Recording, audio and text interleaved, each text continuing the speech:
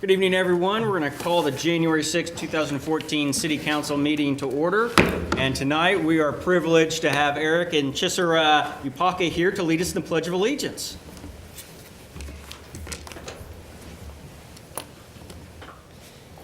Stand, salute, pledge. I pledge of allegiance to the flag of the United States of America and to the republic for which it stands, one nation under God, indivisible, with liberty and justice for all.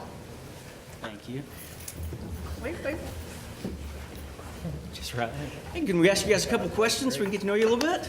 Yes. All right. Hey, why don't you've got family here. Would you mind introducing them for us?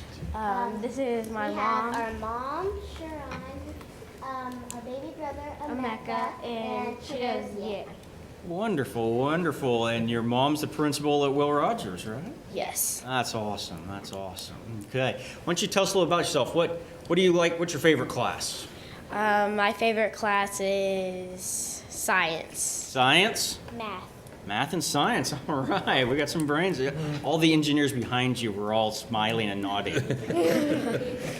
So what else do you like to do? Do you like to play sports? Do you play instruments? What do you like to do? I play sports for Parks and Recs, basketball, and that's it. I do gymnastics, and I like dancing. Well, that's wonderful. That's wonderful. And who are your teachers? Miss Hunt. Mrs. Brown without an E. Mrs. Brown without an E? There are two Browns. That's funny. That's great. Okay, well, thank you guys very much. You did a great job and lead us in the Pledge of Allegiance. That's great. And tell you what, I've got a little something for you, and then Ivy's going to take our picture, okay? Okay.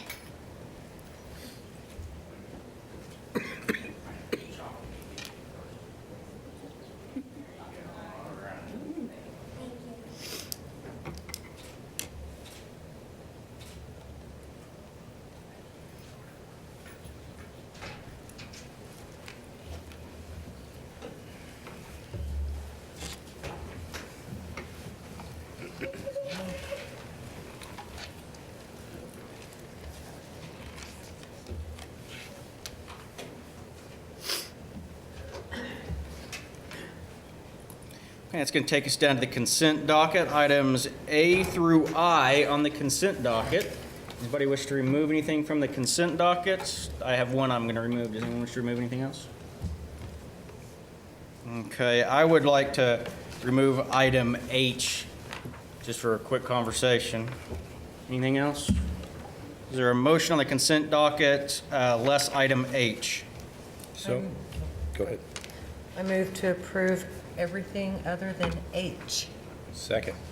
Okay, we have a motion and a second on the consent docket for all items less H.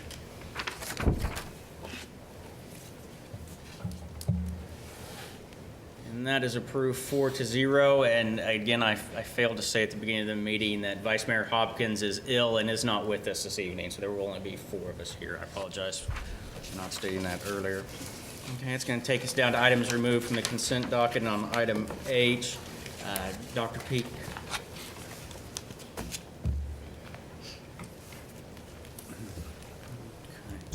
On this item, and I asked her to remove it just so we could have a little bit more conversation on it. I think I fully endorse and like the idea. I just want a little more conversation about it, since this is part of our overall pavement management system projects for this year, correct? That's correct. Okay, and kind of where in the process, or put this puzzle piece in to the big picture for us. Sure.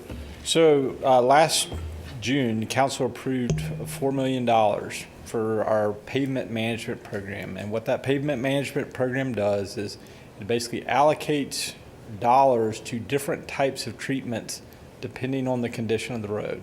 So like we've said before, you've got some roads that are in good to decent condition, and we're doing minor maintenance like crack sealing. You've seen some of that actually go down around town up on Perkins Road north of Richmond. A lot of people refer to it as the black squiggly lines in the pavement. Okay, that was started in October through an existing state contract. Council's already awarded 2 construction contracts for what we call preventative maintenance work and rehabilitation. So the preventative maintenance is where you do full surface, full width sealing of asphalt pavements, and also full depth patching of like severely potholed areas prior to that overlay. We awarded a contract to Vance Brothers for that work, and the way these contracts were let, they have multiple locations around town. So the contractors are setting the schedule with the goal that they be complete by June 30th of 2014. Vance Brothers is going to mobilize to do some of the patching in February and March, and they'll do all of the surface sealing in April of this year.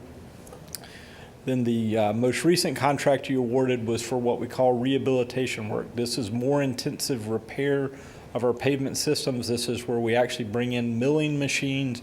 We grind off layers of asphalt and put back new restorative structural elements of asphalt. We awarded a contract to Kearns Construction, Inc.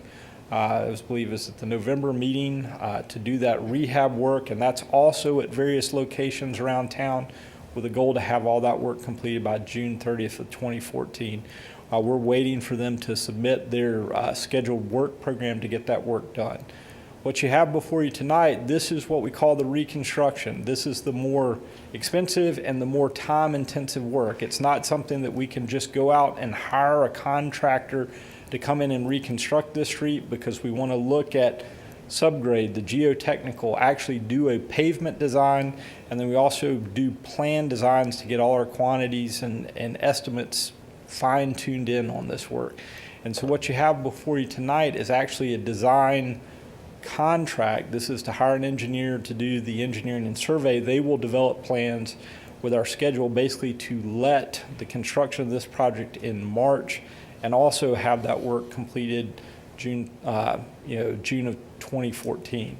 So with the budget that was allocated, we're trying to address 77 lane miles of pavement. The thing to understand about a lane mile is we have some roads that are 2 lanes, some that are 4, some that are 3, so we kind of measure it in lane miles. That was perfect. Okay, Perfect. I'll stop. As I recall, and I think you said we approved $4 million for the total program this year. Does that get us ahead, or it seems like I remember we were concerned about that, not quite? So 3.5 was kind of what we said we needed to maintain the condition where we're at. If we wanted to be really aggressive, we said 4.5 million. So 4 million gets us ahead. We're looking at this over a 10-year period, okay? But if we were spending $4 million, we'll be incrementally making progress every year, as opposed to that 3.5. We'd just be kind of maintaining the current condition that we have. If we monitor our pavement management statistics, we should see a steady improvement of the overall condition. That is correct. Of a roadway system. Yes. Okay. Thank you. Any other questions for Dr. Peak? This time, sir. Well, I would move that we approve item H from the consent docket. Second?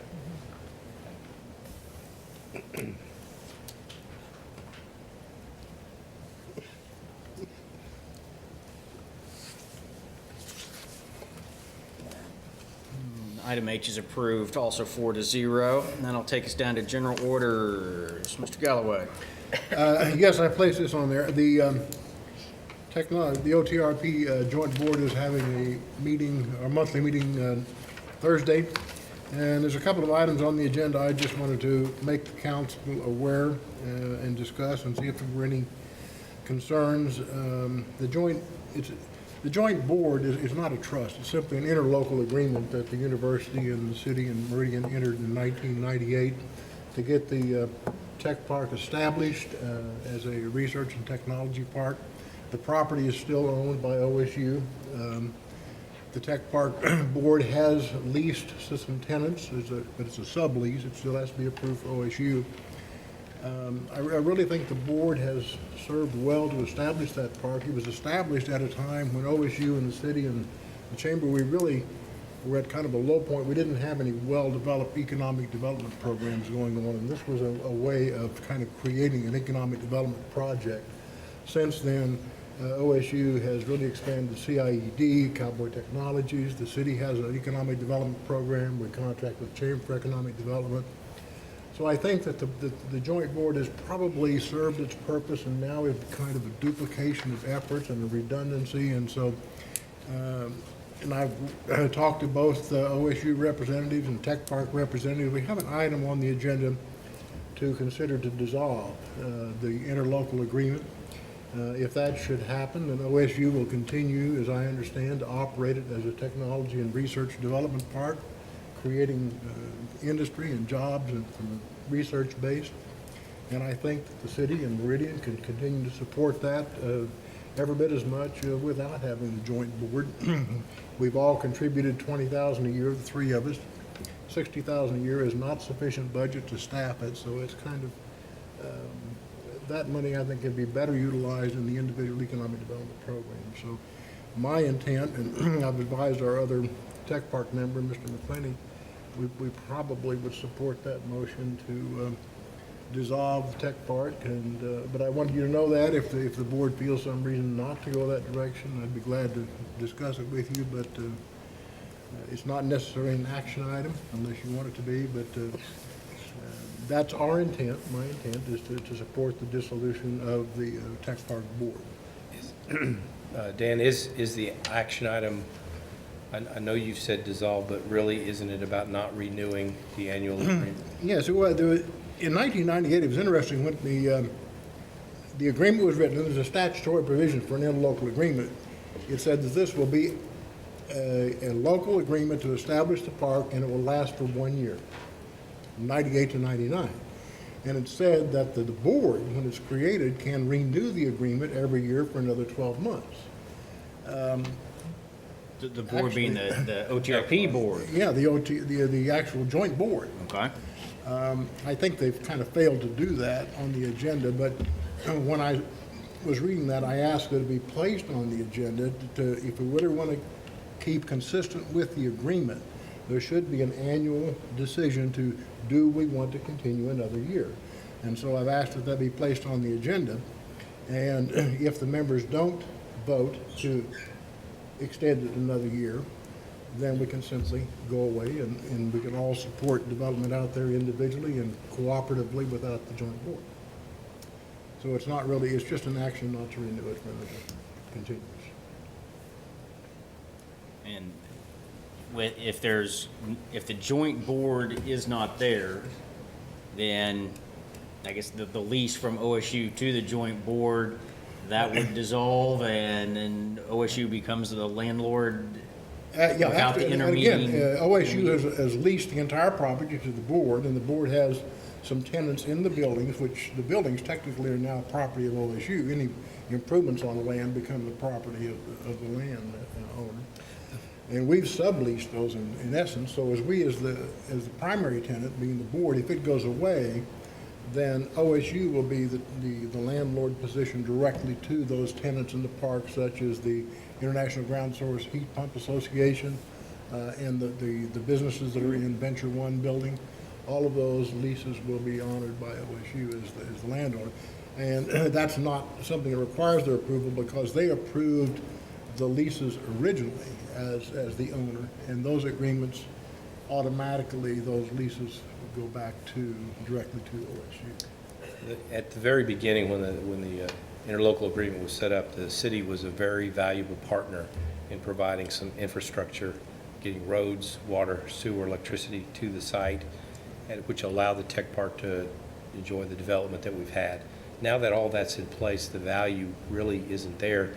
And with the relationship with the city and the university now, and as well as Indian Meridian, we know if we need to work together on something, we can do that, and we don't need an interlocal agreement.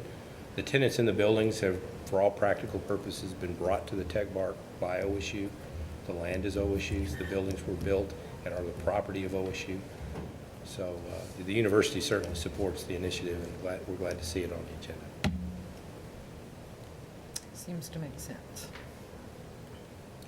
Sounds like a good idea, sir. Okay. I will report back to you on the results of the meeting.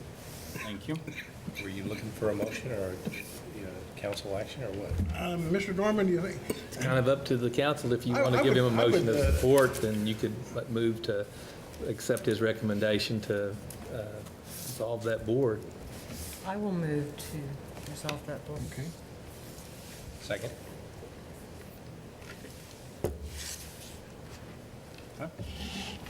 We have a motion and a second.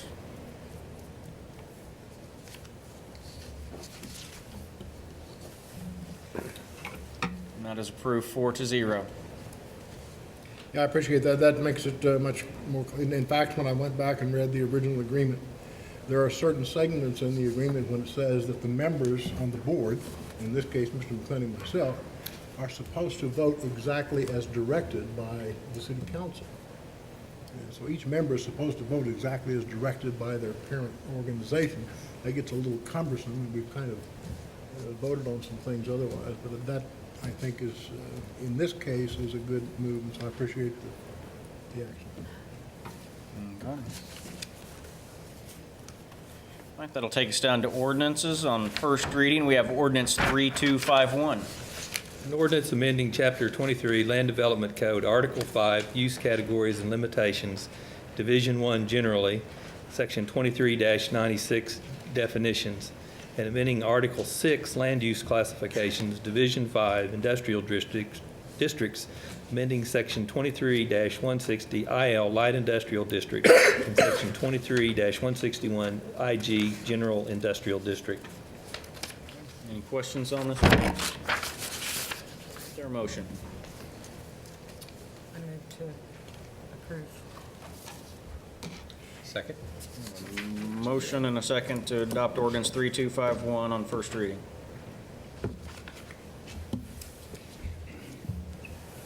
That's approved 4-0. We'll go down to second reading, ordinance 3249. An ordinance rezoning a tract of land located at 512 Southwest Street and 509 South Knoblauch Street from RTM Residential Two-Family and Multifamily District to CG Commercial General District. I will move approval. Motion And a second. and a second on ordinance 3249 on second reading.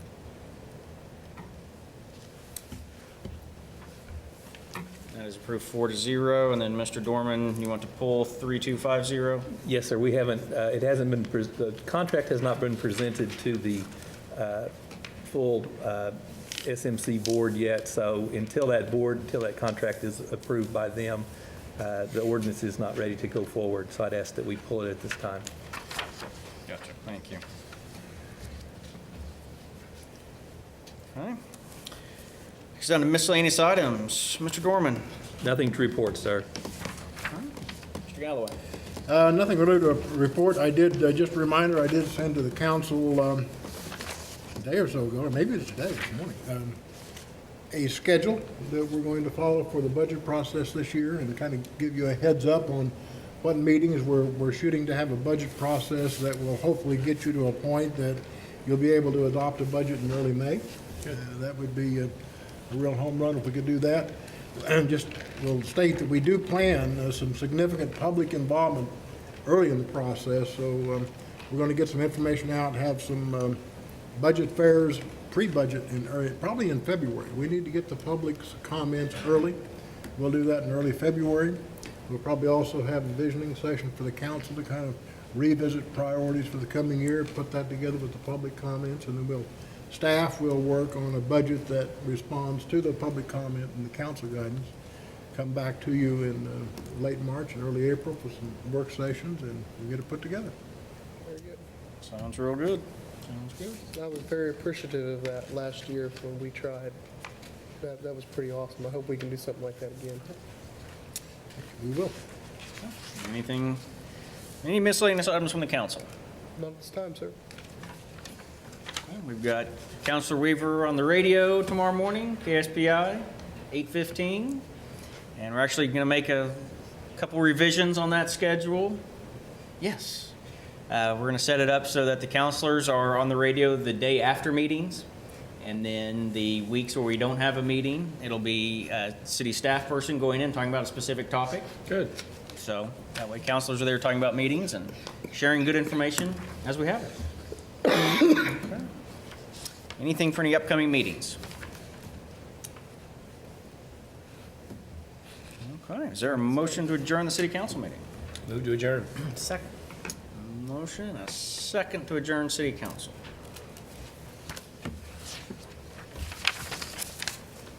And that is approved 4-0. We are adjourned there.